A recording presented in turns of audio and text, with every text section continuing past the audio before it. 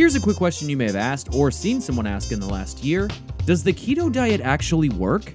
If you follow any fitness types on Instagram, you have no doubt heard this word before. Or worse yet, if you know one of those obnoxious CrossFit types in real life, they've probably explained the whole diet to you at length, whether you ask them to or not. Either way, there's all kinds of people out there posting Transformation Tuesday content touting the weight loss benefits of this latest diet craze. And considering that the pandemic lockdown has left a lot of us with a bit of extra pounds of added health risk, there's probably a little voice in you deep down that keeps wondering, does this diet actually work? And you wouldn't be the only person to wonder that. Matter of fact, people have been pondering this same question for decades, long before keto was even born.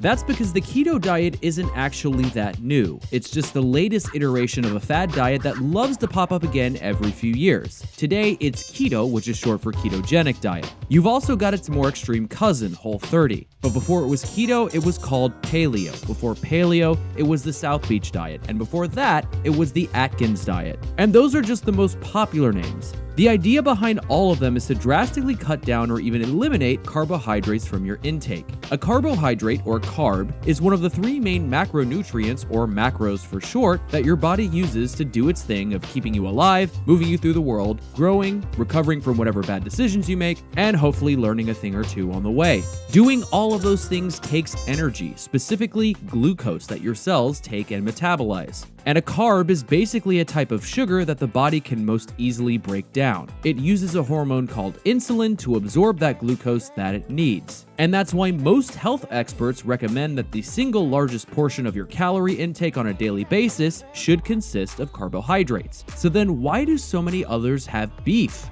Advocates for low-carb diets will tell you that carbs are not the only way for your body to obtain glucose, and that is true. It can also burn fat, which is why your body uses it to stash energy to use later. And if you've got more fat on your body than you want, then you want your body to tap into those fat deposits to burn energy. The problem is, according to fans of low carb, that because carbs are a much easier source of glucose, your body is going to turn to them first to get its energy. So if you're constantly consuming carbs, your body will never have a reason to reach into those fat stores. So instead, they advocate for eliminating carbs so that your body enters a state called ketosis, which is when your body is predominantly metabolizing fat for energy, and also where the name keto comes from. And when your body is already used to metabolizing fat for energy, they say, it'll be much more ready to burn the stored fat in your body. But the research to support that is sparse. Here's the thing, when it comes to gaining or losing weight, there's really one number that matters: calories. If you consume more calories than you burn, you gain weight. If you consume fewer,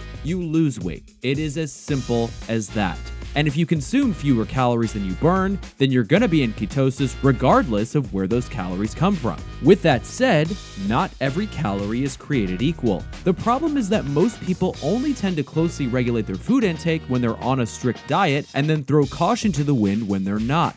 That's why most dieters see results in the short term, but struggle keeping them in the long term. So if your goal is to eat healthy and see results that last, stop thinking about what fad diet to follow in the short term and focus on forming long-term healthy habits. First off, track your food intake.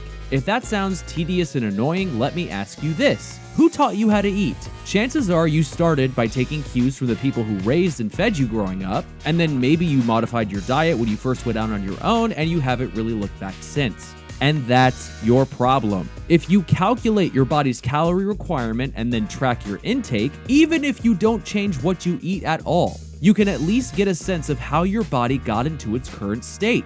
And if you're unhappy with that state at all, you already have a sense of where to start. Even better, we now have all kinds of apps that are here to help you calculate your calorie demand, track your consumption, and make recommendations on how to help you reach your goals. And chances are that you won't need to track your food for the rest of your days, just long enough to retrain your brain how to nourish your body instead of always just reaching for the closest thing that tastes good.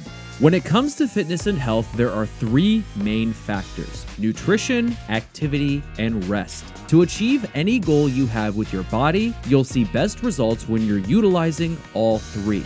For food, this means consuming the right amount of calories in the right proportions, or what the fitness community calls hitting your macros. Specialty diets are best left for when a licensed professional recommends it. Otherwise, you're typically best off getting your macros from complex carbs, lean proteins, and healthy fats. For activity, this means not only getting your heart rate up on the regular, but also strengthening your muscles and joints. And believe it or not, rest is a very key component.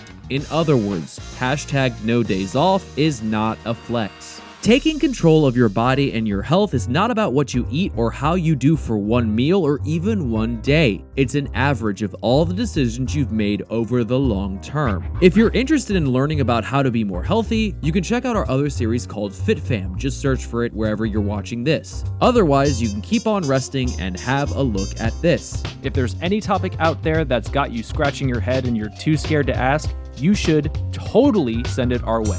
Tweet using the hashtag #QuickQuestion or email us at questions@brainjoltmedia.com.